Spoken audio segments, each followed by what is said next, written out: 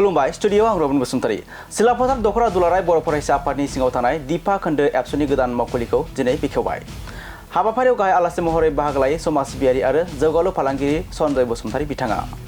हाबाफारियाव बाहागो लानानै दिफा खोन्दो एबसुनि गोदान गाहाय मावखुलि बेखेवनानै होयो सनजय बसुमतारी बिथाङा।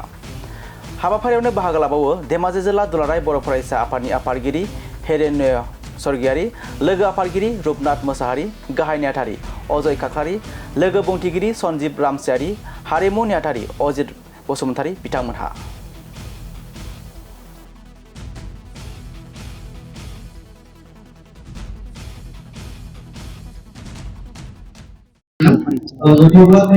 गिबियावनो धेमाजि जिल्ला दुलाराय बर' फरायसा आफादनि जानानै गासै बर' रायजो राजानिसिम आंनि अननाय आरो सिबिनायखौ जासिबाय। लोगोसे धेमाजि जिल्लानि सिङाव थानाय सिलाफोथार दखरानि सिङाव मोनसे दिनै गोजोनथाव रादाब फोसावनो सानदों आं रायजो राजानिसिम।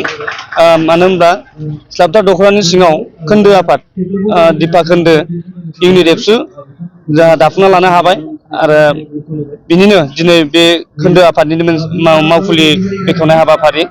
दा बे हाबाफारियाव जों सेथि हाबाफारि हिसाबै जोङो मा होनो बेखौ मावखुलिखौ बेखेवनाय हाबाफारि थाबाय। नैथि हाबाफारियाव बड'फा उपेन्द्रनाथ ब्रह्मनो सावगारियाव बिबार बावनाय बे हाबाफारि आरो दान्दिसे जोङो बे ओनसोलनि रायजो राजाखौ लानानै जों दा थामथि हाबाफारि बायदि जोङो ओनसोलनि जेंना जेंसि आरो समाजनि माखासे जौगानायनि खोथाफोरखौ लानानै जों मेल लाबाय थादों, सोलिबाय थादों मेला।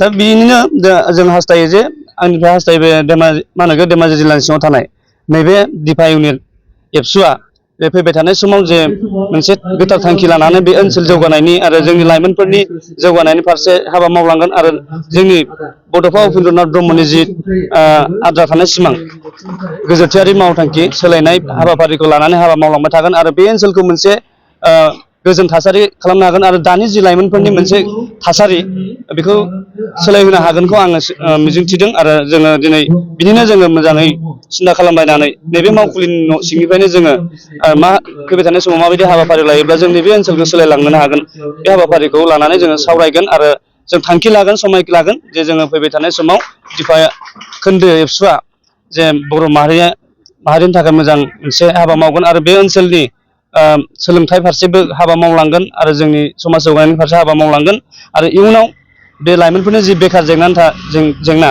बे बेखार जेंनानि सायाव नोजोर होनानै जों मोनसे सोलायनाय मावथांखि लानानै हाबा मावगोन होननानै आं मिजिंथियो। मोनसे गोजोनथाव खौरां आं बयनिसिमबो फोरमायनो सानो जे जोङो धेमाजि जिल्लानि सिङाव थानाय सिलाफोथारनि जोंनि मा होनो बेखौ जाखांफु फालांगियारि आरो जोंनि बर' माहारिखौ गोबां नायबोबाय थायो बिथांनि मुङानो जाबाय सनजय बसुमतारी। बिथांनि अननायाव दिनै जोङो नैबे थानाय थासारिखौ जों मोननो हादों। न'खौबो बिथाङा लुना होबाय आरो हा बेफोरखौ मावखुलि बानायनो थाखाय बिथाङा जोबोद सहाय होदों। दा बिथांनिसिम धेमाजि जिल्ला दुलाराय बर' फरायसा आफादनि जानानै जों रोजा रोजा साबायखर जासिनाय थाबाय।